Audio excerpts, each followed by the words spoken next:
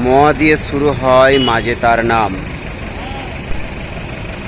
কামারপুকুর, জয়রামবাটি, ঠাকুর রামকৃষ্ণ আর মা সারদা ধাম।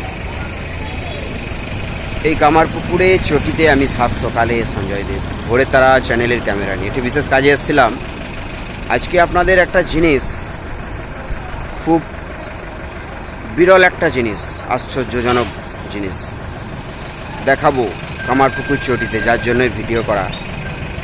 সেটা কি হতে পারে অনেকে হয়তো বুঝতে পেরেছেন, কারণ তাদের কমেন্ট ছিল।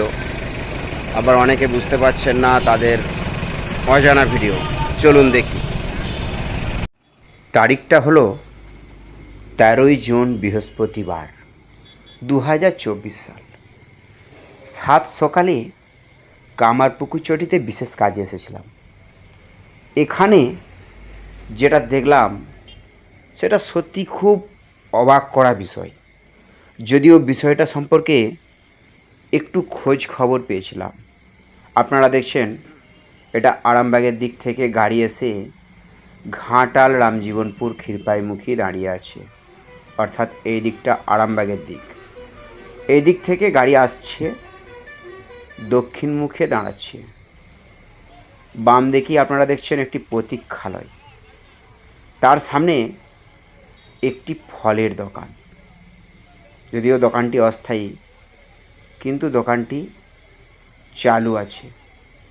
প্রতীক্ষালয়ের একেবারে সদরে, মানে সামনাসামনি, সোজাসুজি।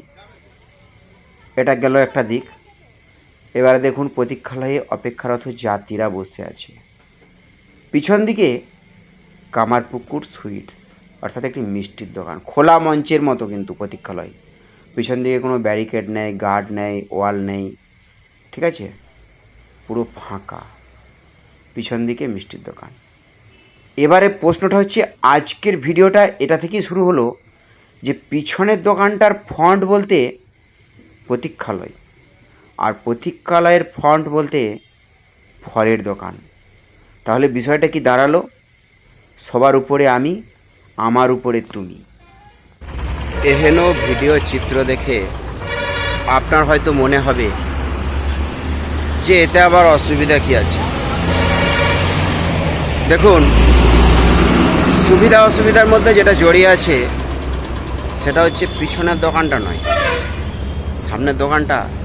যখন তাড়াহুড়ো করে গাড়ি এসে যাবে, অপেক্ষারত যাত্রীরা বেরিয়ে আসবে, তখন কিন্তু যে কোনো মুহূর্তে দুর্ঘটনা ঘটে যাওয়ার একটা সম্ভাবনা থেকেই যায়। কাজেই যারা এই প্রতীক্ষালয়ে আসবেন তাদের সকলকেই বলবো, অন্ততপক্ষে যতদিন পর্যন্ত এই প্রতীক্ষালয়ের সামনে বা পিছনে দোকান থাকছে, অন্যমনস্ক হবেন না। খুব সুস্থ সচেতনভাবে সরকারের সেভ লাইফ তত্ত্বকে মেনে ঠান্ডা মাথায় বুঝে সুঝে নিজের গন্তব্যে পৌঁছাবেন। সকলেই ভালো থাকবেন। আমি সঞ্জয় দেব, নমস্কার।